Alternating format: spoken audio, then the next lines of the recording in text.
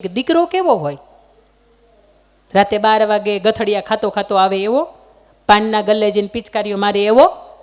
બેન દીકરી નીકળી હોય કોઈ પણ પારકી કે જાણીતી તેની ઉપર સિસોટી વગાડે એવો? આવો દીકરો ન હોય. એ દીકરી કરતાં 2 દોરાવા વધે ને એવો દીકરો હોય. અને જે લોકોને માતાઓને એમ થતું હોય કે હવે મારે એક દીકરાએ ઘણુંય, તો મારે એને એવું કહેવું છે કે બીજી દીકરીનો જો જન્મ આપવાની તાકાત હોય ને તો એ આપજો. એટલા માટે કે જેથી 22-25 વર્ષનો થાય ને એમ કહે કે માં હવે તને મારી પત્નીને નથી ભળતું, તેથી દીકરી એવું કહે કે માનતા તું ચિંતા ન કરતી, હું જીવું છું ને ત્યાં સુધી તને વૃદ્ધાશ્રમમાં નહીં જવા દઉં.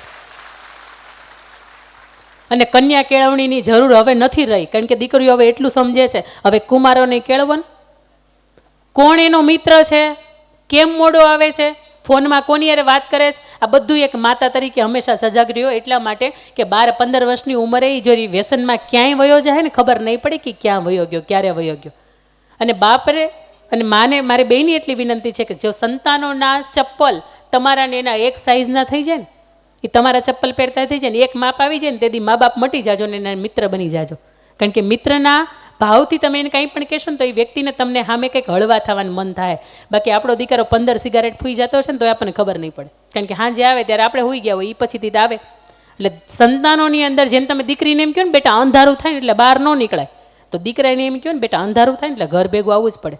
અને આ બધાય દાદા બેઠા છે ને બધાને એના દીકરાને હાજરે 7 વાગે ઝાલરનું ટાણું થાય ને એટલે તમારે મારે આવી જવું પડતું હતું ઘરની અંદર.